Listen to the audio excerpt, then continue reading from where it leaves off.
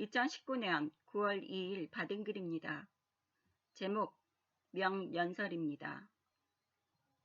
우리의 젊은이들이 사태의 본질을 이렇게 꿰뚫고 있습니다. 트루스포럼 조국 문재인 규탄 서울대 집회에서 첫 연사였던 인문대 학부생의 연설문입니다. 조국 사태의 본질과 대한민국이 못다 이룬 사명. 서울대학교 종교학과 학생입니다. 안녕하십니까. 서울대학교 인문대 학부생 아무개라고 합니다. 얼마 전 서울대 커뮤니티 사이트에서 조국 교수가 법무부 장관 후보로 적절한지 여부를 묻는 투표 결과 98%의 부적절 결과가 나왔습니다. 이 결과만으로도 조국 교수를 향한 여론을 느낄 수 있을 것입니다. 자녀 입시, 장학금 문제, 본인의 교수 임용 문제 등 국민적 공분을 살 만한 일들을 일일이 열거하기에도 모자랄 지경입니다. 그러나 우리는 이 사건들 각각만 보는 것이 아니라 더 깊은 질문을 던져야 합니다. 도대체 이런 수 없는 부정과 비리들을 저지르고 지금의 조국 교수를 저 자리까지 갈 수 있게 한 배경은 무엇이며 그 배후 세력은 누구인가? 요새 조국 사태를 다루는 주요 언론들과 서울대 총학생회의 입장을 살펴보면 특이한 점이 있습니다. 그것은 바로 조국 사태 집회의 정치적인 색깔이나 외부 세력을 배제한다는 점을 끊임없이 강조한다는 점이죠. 근데 이게 참 이상한 일이에요. 그간 그들이 주도하고 언론에서 보도한 집회는 언제나 종북 성향의 운동권을 비롯한 외부 세력이 함께 했었거든요. 서울대 내부에서도 학생들 사이에 항상 그게 불만이었죠. 왜 순수한 학생들의 목소리에 운동권이 간섭을 하고 주도권을 가지느냐?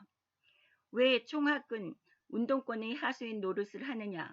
그럼에도 불구하고 총학생회나 언론들은 단 한 번도 그간에 진행해온 집회들에 관하여 정치적인 색깔이나 외부 세력을 배제한다는 성명을 내본 적이 없어요. 그런데 이번에는 다르죠. 정치색 배제, 외부 세력 배제를 끊임없이 강조하고 있어요. 심지어 총학은 그들의 성명서에 이런 표현을 썼어요. 이번 조국 사태가 결코 학교가 우경화나 보수화가 되어 있다는 의미가 아니라고. 이 표현을 보면 두 가지를 알 수가 있어요. 첫째, 지금 서울대는 굉장히 작용화되어 있고 저는 진보를 가장한 종북 세력이라고 표현하고 싶습니다만 어쨌든 진보 진영으로 치우쳐 있다는 것이죠. 둘째, 총학생회와 언론을 비롯한 좌파 세력이 하수인 노릇을 하는 그들의 두려움을 알 수가 있어요. 바로 조국 사태의 본질이 국민들에게 드러날까 염려하는 그 두려움입니다. 조국 사태의 본질은 무엇일까요? 조국 교수의 비리와 위선의 문제는 단순히 조국 교수 개인의 문제로 볼 수 없습니다. 개인의 부정한 행위를 뒤에서 봐주는 세력 없이 단독으로 출세하는 데에는 한계가 존재하거든요. 단순한 입시, 장학금 부여, 교수 임용 제도의 문제로 볼 수도 없어요. 어떠한 제도가 존재하든 그 제도를 무력화시킬 만한 힘을 가진 집단이 힘을 남용하면 이러한 문제는 발생할 수밖에 없거든요. 그렇다면 우리는 다시 이 질문을 던져야 합니다. 도대체 평생을 수 없는 부정과 비리들을 저지르고도 조국이라는 사람을 서울대 교수를 거쳐 청와대 민정수석의 자리까지 갈 수 있게 하며 대한민국의 법과 질서를 우습게 짓밟아버리는 조국의 배후 세력은 누구인가? 그들은 바로 공산주의 망령 아래에 얽힌 종북 친중 카르텔입니다. 그동안 종북 친중 세력은 계획적으로 대한민국의 각 분야를 잠식하고 기득권을 차지하며 온갖 부정한 방법을 동원하여 그들의 권력 유지를 해왔습니다. 그리고 마침내는 청와대까지 장악해버린 것이죠. 이번 조국 사태의 본질은 바로 대한민국의 기득권을 장악한 종북 친중 세력의 위선과 거짓의 민낯이 폭로된 것입니다. 조국 교수의 산호맹 경력은 북한과의 커넥션을 암시하는 극히 일부 지표일 뿐이죠. 또 하나, 조국 교수의 펀드는 바로 조국 교수의 중국 공산당과의 연계를 암시하는 심각한 지표입니다. 조국 교수의 전 재산보다 많은 돈을 투자해 탄생한 펀드의 작품인 회사 코링크가 창립한 지 보름 만에 중국 공산당 국영 기업에서 6천억 대의 투자를 받았습니다. 두 가지만 보아도 조국 교수가 북한을 넘어 중국 공산당과의 깊은 관계를 가지고 있음을 알 수 있어요. 조금 더 정확히 표현하면 그들의 추종자이자 그들에게 약점을 잡힌 그들의 요구대로 행동하여 대한민국을 북한과 중국에 팔아넘기려는 세력의 하수인 노릇을 하고 있는 것이지요. 여러분, 우리는 목숨을 걸고 싸워야 합니다. 종북 친중 세력의 위선과 가증함의 상징이 조국이라는 인물을 통해 드러났습니다. 조국은 시작입니다. 이 정권의 추악한 실체가 빛 가운데 드러날 것입니다. 주사파 정권은 급속히 망할 것입니다. 북한도 마찬가지입니다. 대한민국은 자유민주주의 국가로 통일될 것입니다. 그리고 이 일은 미국과 일본을 비롯한 우방국들의 도움이 없이는 불가능합니다. 한편 이 모든 일에 가장 걸림돌이 되는 세력이 있습니다. 바로 중국 공산당입니다.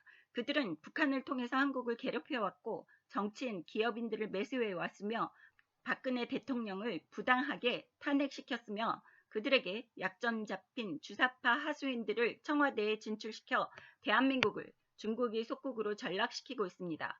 그리고 종북, 친중 세력들에게 장악당한 주요 언론들은 대한민국에서 이러한 일들이 진행되어 왔고 현재 진행 중인 것을 알면서도 국민들에게 고의적으로 진실을 숨기고 있습니다. 그들은 앞으로 대한민국이 나가야 할 위대한 여정에도 방해를 놓을 것입니다. 그러므로 대한민국 국민이라면 우리 진정한 적이 누구인지 알아야 합니다. 외부의 적은 대한민국을 장악하려는 북계와 중국 공산당이요. 내부의 적은 이들에게 동조해 나라를 팔아먹고 국민의 자유를 빼앗으려는 종북, 친중, 주사파 정부와 국민의 눈과 귀를 막는 언론인 것입니다. 주사파 정권은 지금 청와대를 장악하여 대한민국을 북한과 중국에 넘기려고 하고 있습니다. 그러나 이들 공산주의자들의 음모 실현을 막아주고 있는 세력들이 있습니다. 바로 일본과 미국이라는 자유민주주의라는 가치를 공유하는 우리의 우방국들입니다. 그러기에 주사파들은 지금 반일 선동을 통하여 국민들을 어지럽히고 있습니다. 더 나아가 반미 선동을 준비하고 있지요. 그러나 여러분, 우리는 깨어나야 합니다. 사태의 본질을 파악해야 합니다. 지금은 반일이 아니라 반중을 외칠 때입니다. 주사파들은 앞으로 반일을 외치며 뒤에서 나라를 북한과 중국에 팔아먹고 있습니다. 우리 국민이 깨어나서 막아야 합니다. 굳건한 한미동맹과 자유민주주의 국가 간의 긴밀한 협력을 통해 반드시 종북, 친중 세력들을 대한민국에서 몰아내야 할 것입니다. 그리고 그간 종북, 친중 세력의 핵심으로 대한민국을 망가뜨려온 조국의 몰락은 한반도의 종북, 친중 세력의 몰락을 알리는 신호탄이 될 것입니다.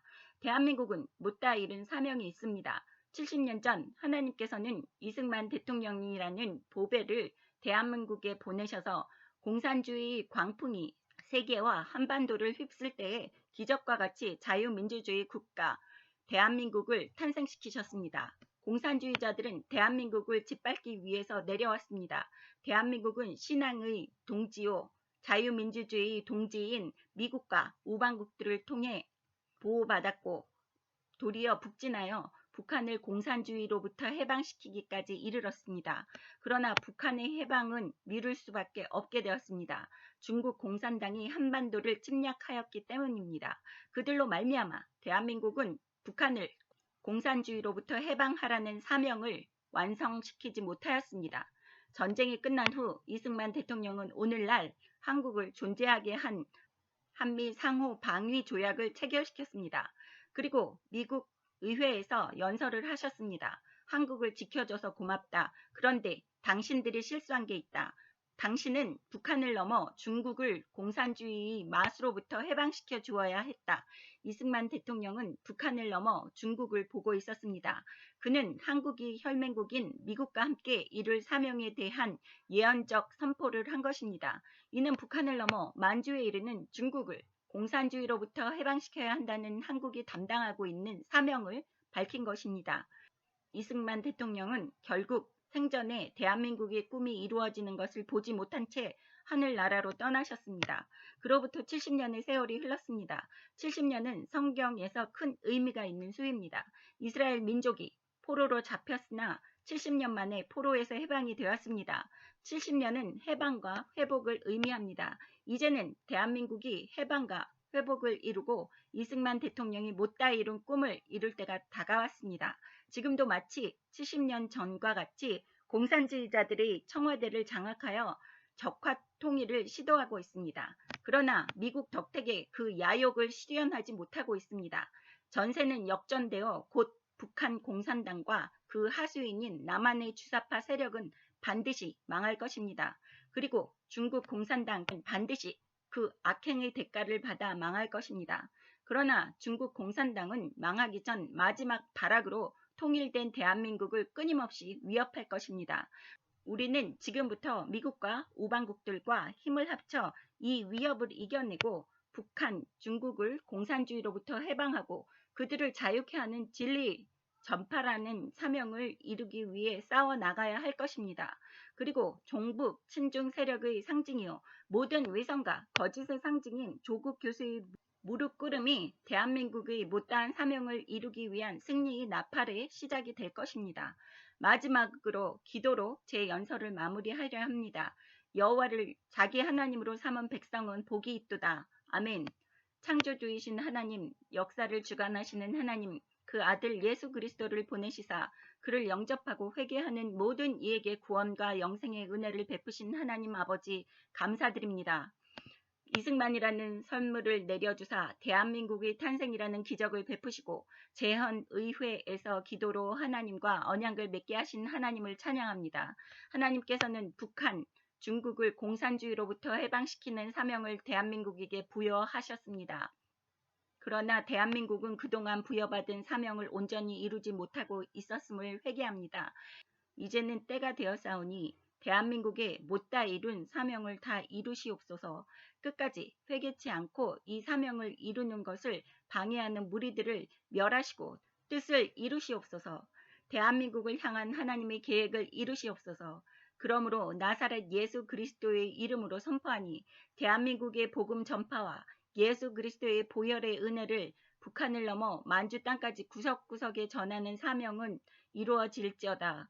거치는 돌은 모두 깨어질지어다. 대한민국이 대대로 하나님을 경외하여 복받는 나라 되게 하여 주옵소서. 우리의 기도를 들어주시사 역사를 주관하시는 하나님께 감사드리며 우리 구주 예수 그리스도의 이름으로 기도드립니다. 아멘.